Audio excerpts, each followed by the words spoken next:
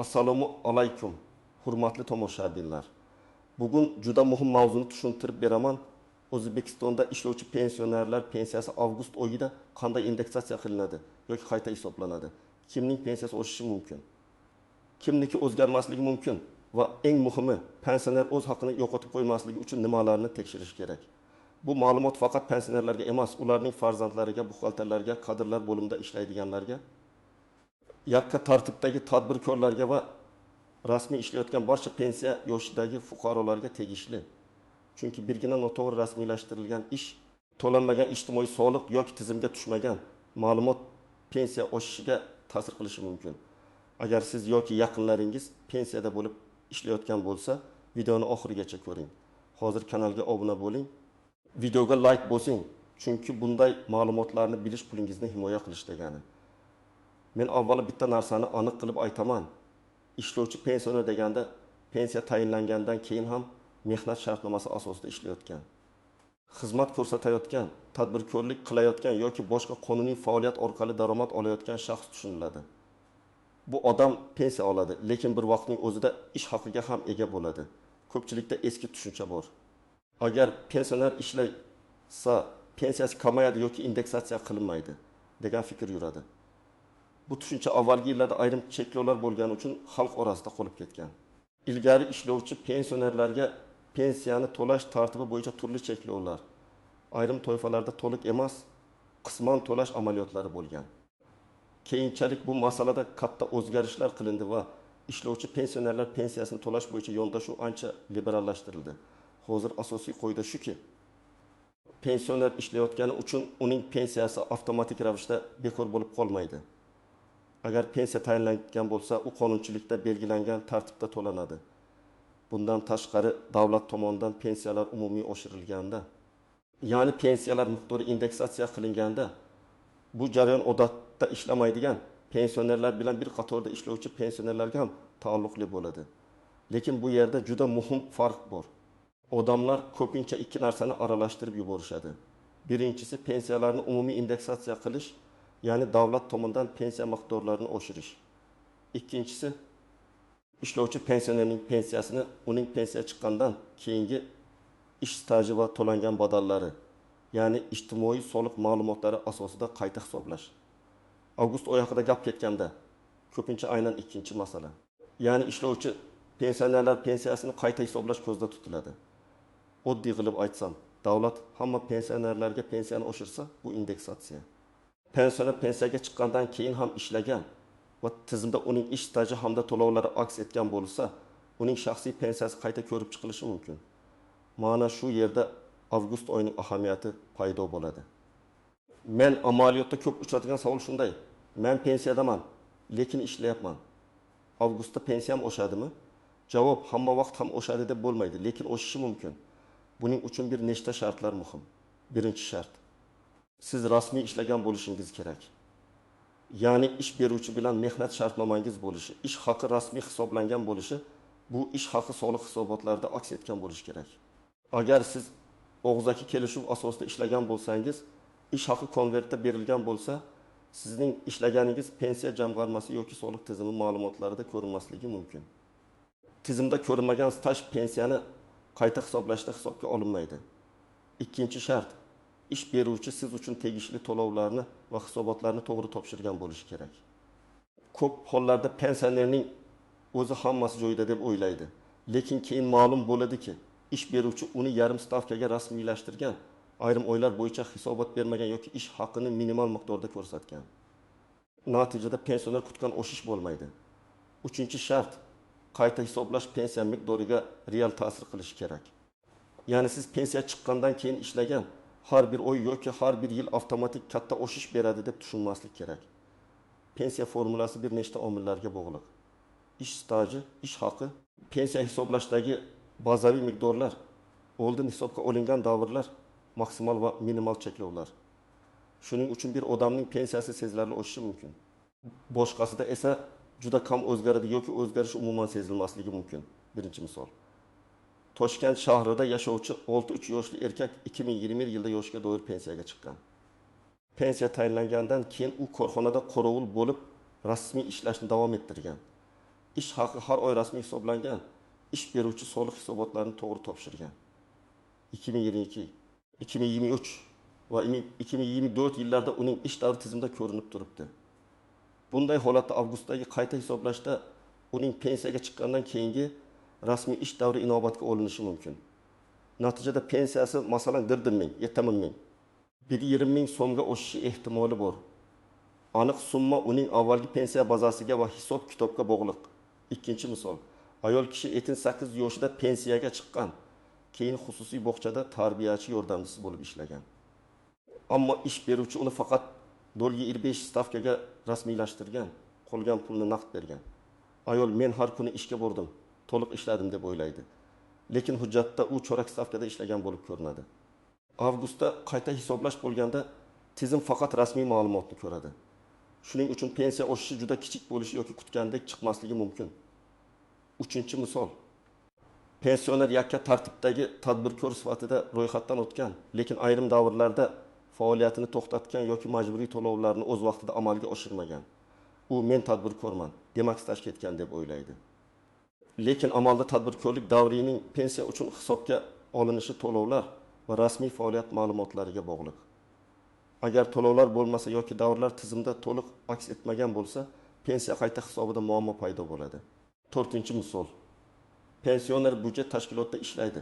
Ish haqi to'liq rasmiy kadrlar bo'limi va buxgalteriya hammasini elektron tizimga kiritgan. Bunday holatda xavf kamroq. Chunki davlat tashkilotlarida hisobot intizomi odatda ancha tartibli bo'ladi. Lekin baribir pensioner har yili o'z ma'lumotlarini tekshirishi kerak. Chunki xatolik faqat xususiy sektorda emas, har qanday joyda bo'lishi mumkin. Men tomoshabinlarga har doim aytaman. Pensiya masalasida o'zi bo'ladi deb o'tirish noto'g'ri. Ayniqsa quyidagi toifadagilar albatta tekshirish kerak. Birinchidan, xususiy korxonada ishlayotgan pensionerlar. Chunki xususiy sektorda ayrim ish beruvchilar ish haqini to'liq rasmiy ko'rsatmasligi, ishchini kech rasmiylashtirish yoki shartnomani o'z vaqtida elektron tizimga kiritmasligi mumkin. Ikkinchidan, yarim stavka vaqtinchalik ish. Mavsumiy ish yoki xizmat ko'rsatish shartnomasi asosida ishlayotganlar. Bu yerda mehnat shartnomasi bilan fuqarolik huquqiy shartnoma o'rtasidagi farq ham muhim. Har bir shartnoma turi pensiya stajiga bir xil ta'sir qilmasligi mumkin. Shuning uchun hujjatni ko'rmasdan hammasi hisobga olinadi deb aytib bo'lmaydi. Uchinchidan, tadbirkor pensionerlar. Yakka tartibdagi tadbirkor, oilaviy korxona a'zosi, o'zini o'zi band qilgan shaxs kabi toifalarda to'lov tartiblari farq qiladi. Bu yerda eng katta xato shuki, odam ro'yxatdan o'tganini o'zi yetarli deb o'ylaydi. Aslida pensiya uchun tegishli davrlar tizimda qanday aks etgani va to'lovlar qanday amalga oshgani muhim. 4-dan, pensiyaga chiqqandan keyin ish joyini bir necha marta almashtirganlar.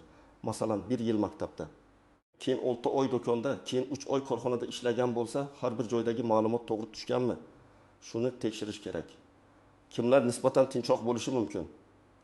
Agar siz budjet tashkilotida rasmiy ishlagan bo'lsangiz, ish haqi plastik kartaga tushgan bo'lsa, soliq ma'lumotlari va mehnat shartnomangiz elektron tizimda to'liq ko'rinsa, xavotir kamroq. Lekin kamroq degani umuman tekshirmang degani emas. Pensiya pulida har bir oy, har bir hujjat ahamiyatli. Endi eng muhim nozik masalalarga o'tamiz. Chunki ko'p odam aynan shu joyda adashadi. Birinchi nozik jihat, indeksatsiya bilan qayta hisoblash bir xil narsa emas. Masalan, davlat farmon yoki qaror bilan pensiyalarni ma'lum foizga oshirsa, bu umumiy indeksatsiya bo'ladi. Siz ishlaysizmi yoki ishlamaysizmi? Agar qonunda sizning toifangiz uchun cheklov bo'lmasa, pensiyangiz oshiriladi. Avgustdagi ishlovchi pensionerlar bo'yicha masala esa ko'proq pensiyaga chiqqandan keyingi ishlagan davrni inobatga olish bilan bog'liq bo'lishi mumkin. Shuning uchun hammaniki 10% oshadi degan gap bilan mening stajim qo'shilib pensiyam oshadi degan gap boshqa. Ikkinchi nozik jihat, oshish hamma uchun bir xil summa bo'lmaydi. Ikki pensioner bir korxonada bir xil muddat ishlagan bo'lsa ham, ularning pensiyasi bir xil oshmasligi mumkin. Chunki avvalgi ish staji pensiya tayinlangandagi o'rtacha ish haqi, pensiya turi, mavjud imtiyozlar, qo'shimchalar va cheklovlar har xil bo'ladi. Uchinchi nozik jihat, ayrim pensionerlar maksimal miqdor yoki boshqa hisob-kitob chegaralariga yaqin bo'lishi mumkin. Bunday holatda qo'shimcha staj yoki ish haqi pensiyani kutgan darajada oshirmaydi. Odam, men yana 2 yil ishladim, Nega pensiyam 2 barobar bo'lmadi deb ranjiydi. Pensiya tizimida bunday ishlamaydi. Pensiya mehnat stajiga bog'liq. Lekin u oddiy ish haqi kabi har oy yig'ilib boradigan omonat emas. 4-chi nozik jihat qarzdorlik yoki ushlab qolishlar. Agar pensionerda aliment kredit bo'yicha sud qarori, ortiqcha to'langan pensiyani qaytarish yoki boshqa ijro hujjatlari bo'lsa, pensiya oshgan taqdirda ham qo'lga tushadigan summa kutganidan kam bo'lishi mumkin. Ya'ni pensiya hujjati oshadi. Lekin ushlab qolishlar sababli karta tushumida farq kam ko'rinadi. 5-chi nozik jihat nogironlik pensiyasi, o'quvchisini yo'qotganlik pensiyasi va yoshga doir pensiya qoidalari bir-biridan farq qilishi mumkin. Men bu videoda asosan yoshga doir pensiya olib ishlayotgan fuqarolar haqida gapiryapman. Agar siz nogironlik pensiyasi yoki boshqa turdagi pensiya olsangiz, o'zingizning holatingizni alohida tekshirtirganingiz ma'qul. Chunki qo'shimchalar, guruh, tibbiy xulosa, ishga layoqatlilik va boshqa holatlar hisob-kitobga ta'sir qilishi mumkin. 6-chi nozik jihat ma'lumotlar avtomatik bo'lsa ham xato bo'lishi mumkin. Hozir ko'p jarayon elektronlashgan. Bu yaxshi. Lekin elektron tizimga noto'g'ri kiritilgan ma'lumot ham xuddi to'g'ri ma'lumotdek hisob-kitobga ta'sir qiladi. Masalan, familiyada xato, JSSH noto'g'ri kiritilgan, ish davri yopilmagan. Lavozim yoki stavka noto'g'ri tushgan bo'lishi mumkin. Shuning uchun avtomatik tizimga ishonamiz, lekin nazoratni o'z qo'limizda ushlaymiz. 7-chi nozik jihat pensioner ish beruvchiga og'zaki ishonib qolmasligi kerak. Opa, hammasini rasmiy qildik. Aka, xavotir olmang, staj ketadi degan gap hujjat o'rnini bosmaydi. Sizda mehnat shartnomasi bo'lishi, ishga qabul qilish buyrug'i bo'lishi, ish haqi rasmiy to'langani ko'rsatuvchi ma'lumotlar bo'lishi kerak. Bugun hujjat so'rash noqulay tuyulishi mumkin, lekin ertaga pensiya kamayib qolsa yoki oshmasa, isbotlash ancha qiyin bo'ladi. Endi eng kerakli qismga o'tamiz. Agar siz ishlovchi pensioner bo'lsangiz, avgust oyidagi qayta hisoblashdan oldin va keyin quyidagi amallarni bajaring. Birinchi qadam, rasmiy ishlayotganingizni tekshiring. Ish beruvchingizdan mehnat shartnomangiz elektron tizimga kiritilganmi? Ishga qabul qilish buyrug'i bormi? Qaysi sanadan rasmiylashtirilgansiz? Stavkangiz qanday? Ish haqingiz qancha ko'rsatilganini so'rang. Bu savollarni berishdan uyalmang. Bu sizning huquqingiz. Ikkinchi qadam, ish haqi va soliq ma'lumotlarini tekshiring.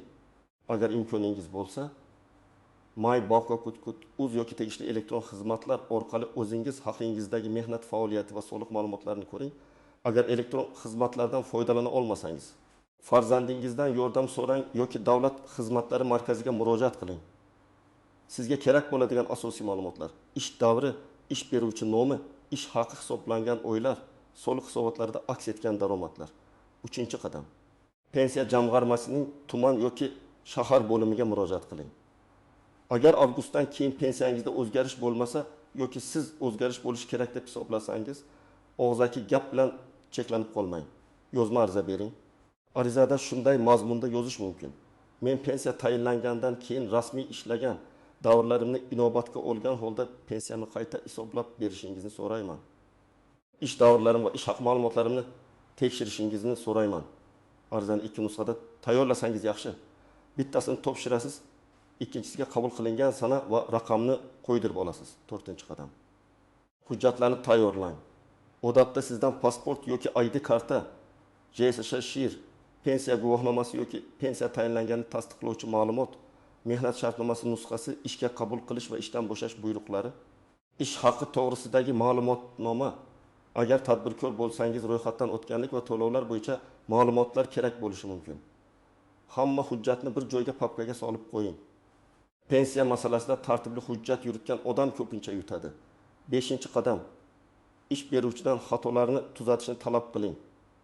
Agar aniqlasangizki, siz ishlagan davr tizimda ko'rinmayapti yoki ish haqi noto'g'ri ko'rsatilgan, darhol buxgalteriya va kadrlar bo'limiga murojaat qiling.